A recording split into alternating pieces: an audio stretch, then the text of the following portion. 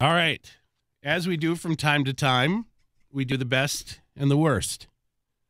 I think we should start with the worst. The worst of the worst. Yeah, it's kind of like, do you want the good news or the bad news? We'll start with the bad. Should always start with the bad news. Yes. Yeah. So we're going to start with the bad cover songs. Worst cover songs of all time. 3 of your worst cover songs. What are they?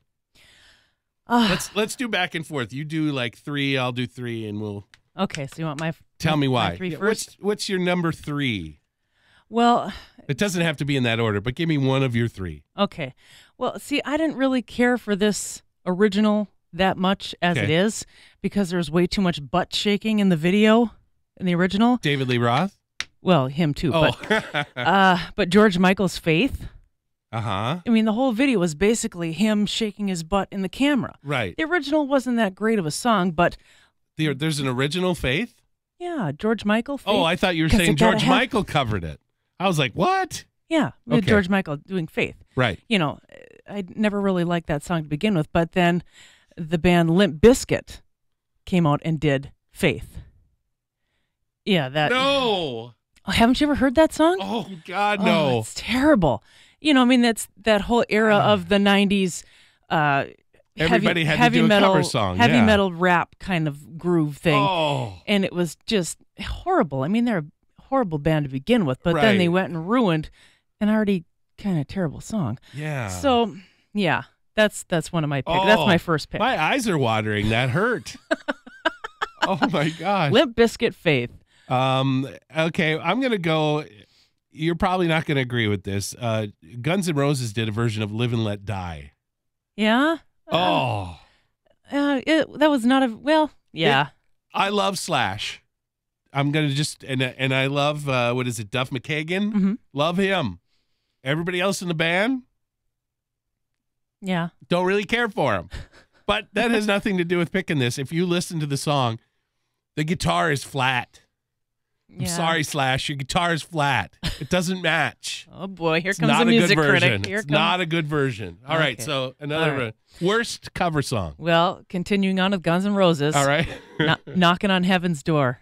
Yeah, yeah. I mean, I don't like Bob Dylan either. Right. I can't stand Dylan. And then that one, it just, and especially when it's done live. Yeah. Or when anybody else does that song live, it's just like pulling teeth. It's just awful. And it's too long. Yeah, that's a bathroom song. Right. Basically. Yes. Or going to the bar song. Yeah. Time to get a drink. Here comes Knocking on Heaven's Door. Right. You want to hear something funny? I've been to a country legend, Emmylou Harris's house. Okay. And in her bathroom is a platinum record award for Bob Dylan.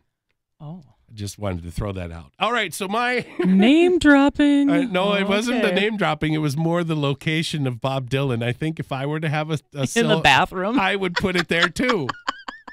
I don't know if that's a sign of respect for her or not, but that's where mine would be. Or lack of respect for him. I like looking at Britney Spears, don't like listening to her do covers. And she does a version of I Love Rock and Roll, and it is so bad. It might rival the Limp Bizkit. I almost picked that one. Yes. Yeah, because I've seen videos of her where she's riding a giant guitar. And I mean, I can just see, I mean, I could almost picture Joan Jett watching that and Joan Jett throwing up the entire time that song is being done, or her just snarling at her like a pit bull.